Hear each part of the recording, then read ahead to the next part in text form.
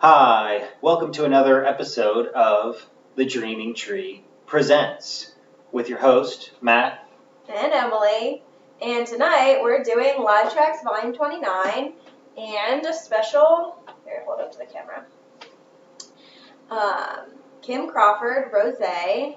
This is, I think, the one Kim Crawford we haven't tried. This is a 2017 Rosé from New Zealand. As all Kim Crawford is. And we are very excited to try this because we've had the Sauvignon Blanc, we've had the Pinot Noir.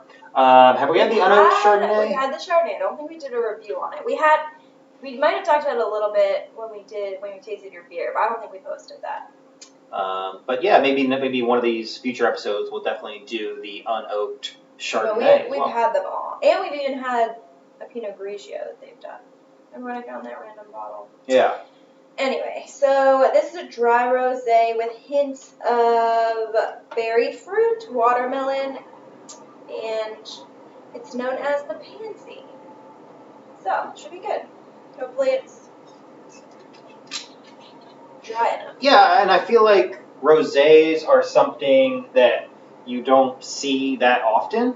They're not that popular here in restaurants around here or just in wine stores. So it's always good to kind of try them out and I feel like they're just get a feel.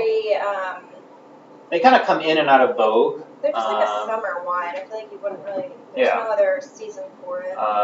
But anyway, here's to thinking of summer in these cold winter months.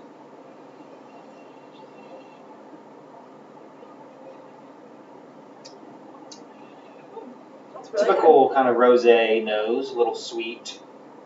It's really good. Nice, yeah, it is good. good. It's not too sweet, and it's also not, it's not as biting as the Sauvignon Blanc. It's like, yeah, but doesn't have that crisp, like, sourness to it. It's almost like it's still dry, but doesn't have that, like, back of your throat.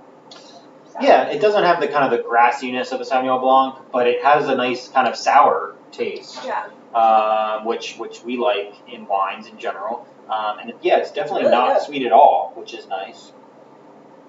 Yeah. You were kind of worried that it might be too sweet. I feel like a lot of the times, like, wines can say they're dry, like a dry Riesling, dry rosé, but those are just sweet wines in general, so they end up being a tad sweeter than you expect them to. But this actually, I would call it a dry wine. Yeah, and well, the good thing about, I think, pretty much all Kim Crawford wines, we've never had one that's really too sweet. Yeah. So. All right, well, let's jump right into it. All right, anyway, like you said, we're going to do a review of Live Trax 29 this episode, and we are very excited for this Live Trax. Yeah, it's a very unique Live Trax. It was done in, what, 2013, July? I think like June July, 2013. Summer 2013, and so because of that, it's the first summer tour after Away from the World was released. So this is going to be the very first Live Trax that any of the Away from the World songs are featured on. So overall, this Live Trax has a very just unique mix of new stuff with the old classics, and yeah, that's why we love it. And Matt said that, of all the classics that are played, they're all very memorable, notable, heavy on the jam. None of them are tired or anything like that. So it's just a very good mix. Because you also, not only do you have Away from the World songs, there's also quite a few, like, Groove Rex King songs, and then...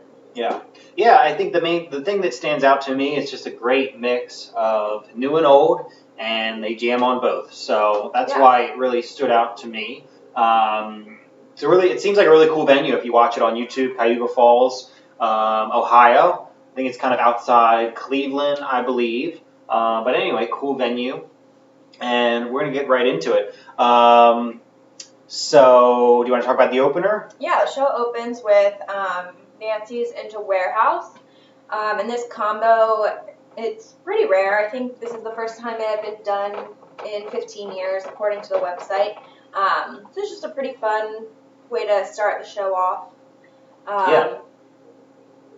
Yeah. A great warehouse. Got the nice new modern screaming style intro. Love that. And next we have Idea of You. Yeah, so I love this song. I think one of the fun things about it is that a lot of the times Dave just switches up the lyrics because there are no set lyrics. It's not like a album. It's not a studio song. So anytime you hear it, you're gonna hear something different, which is it's a really fun song to listen to. So you can like hear the just the intricacies that he changes up. And on this particular one, he does play like an extra kind of chorus, but then he changes the lyrics of it at the end. So it's just cool to listen to. And they hadn't done that at all during the 2012 tour. So. Yeah, and he uses the 12 string, like the mini guitar? Yeah, he always plays with his little red guitar. Red guitar. Yep. All right.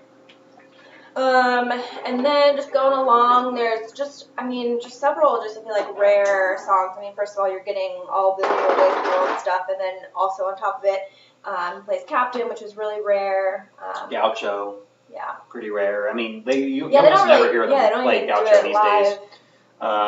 Even with that album being out for 5-6 years. So. Yeah. Maybe one of the reasons is, I think, with this album, too, when they play Gaucho, they really want the crowd to kind of, like, join in that final outro. Like, if you want to change the world, got to do much more than believe. Do you even get that, though, on this? No, that's what I'm saying. I think the band wants the crowd to go into it, but the crowd, for some reason, the crowd just never really got into that. I don't know. If you know of a version of Gaucho where the crowd goes into that, comment below. But, I feel like that's one of the reasons maybe they don't really care about playing Gaucho that much anymore. The crowd just doesn't feel it, so it's like, why play it? Yeah. We like it, though. It's a good song, yeah. Yeah. All right, next we're into Say Goodbye, and this is one of the awesome versions of Say Goodbye there is. For the main reason is during the drum intro, I think there is the flute, I guess, played by Jeff Coffin, and he does a tease of Rhapsody in Blue by George Gershwin. Anyway, long story short, I used to play piano, used to do a lot of Gershwin tunes, great Americana composer. He really kind of transformed the genre of American music back in his day and age, which, one could say that DMB has done the same thing. They've literally transformed the face of Americana music. Yeah. This tag though is like super subtle. It is the distinct, like, and then he even does play the. It's about scale, It's about at the 3:15 mark. If you're listening, so tune into that kind of 3 minute to the 3:15 mark. In the very beginning. Yeah. Like that notable. Yeah, that full kind of like way up the scale. He plays that, and that was like, oh, okay, I can recognize that when you hear that. And it's just another connection that Dave has to Fish. So they just played with Trey a few nights ago at the concert for Island Relief. But anyway, back when Trey did his Dave and Friends show, they also Rhapsody in Blue is the basis of Bathtub Gin. Yeah, exactly. Yeah. They did. Then they did Every Day into Bathtub Gin. And also, pretty much every version of Bathtub Gin you hear by Fish, they do the chords. Yeah. But also they do that same. Underlying. Yeah. But also they do that same exact riff on the intro. Yeah. Not the intro, but like in the actual song of Bathtub Gin. Paige McConnell on the keyboard, amazing keyboardist. They also do that full kind of Rhapsody in Blue riff throughout the song. So, it's based off of it, so. Yeah. No, exactly. So maybe if DMB got a keyboardist back, hint, then we could kind of see more of that during Say Goodbye or whenever. Or we had a little taste of that in the UVA concert, but. Yeah, or even on like Every Day, we've heard how good that can sound with Bathtub Gin / Rhapsody. Yeah. We would not be opposed to a full band version of Every Day into Bathtub Gin by the full band. But anyway, so yeah, you get some amazing kind of Rhapsody in Blue teases in Say Goodbye. Amazing version, possibly the definitive version of Say Goodbye. Anyway, but moving on. Then we have Big Eyed Fish in a Bartender, which is a really great combo. The true. Yeah, How It Was Meant to Be Played. I think that's the way it came on Busted Stuff. But that's like the classic 1-2 punch, Big Eyed Fish into Bartender. Great version. He does Jeff also does the If I Only Had a Brain interpolation. So great version, nice long Bartender. Yeah, really good one. Yeah. And then we have Kill the Preacher into YM, so another newer song with an intro that they've played many a times, but into YM's the first time. I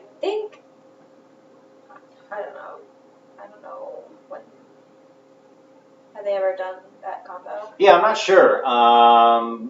Kill the Preacher is just kind of I feel like it's sort of like a miscellaneous intro. They do it before a lot of songs. I mean, it also stands on its own, but it's just a very short, It's a vignette. It's like a segue. Yeah, it's a kind of it's a filler song. Yeah. It's not it doesn't really stand on its own, but it's like longer than an intro, shorter. Yeah, shorter than a song. Yeah, it's longer than like Pantala Nagapampa or Anyone See the Bridge. I mean, I guess it's sort of like Anyone See the Bridge. Yeah, it's a song, but it's not like a full song.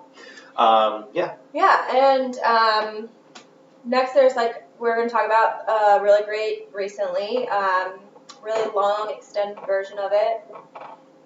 We get Pretty Girl and Take Me to the River on that, and it's just overall really great recently. Jams really hard. Yeah.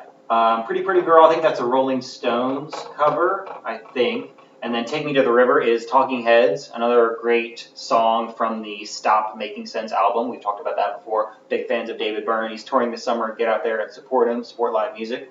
But anyway, amazing version of recently, just a solid kind of general song all the way through. And then all of a sudden, as the outro, they go into Pretty Girl and then Take Me to the River. And then I think they kind of go back into recently at the end. Yeah. Amazing version, possibly definitive version of recently as well. I love it. It's a really good one.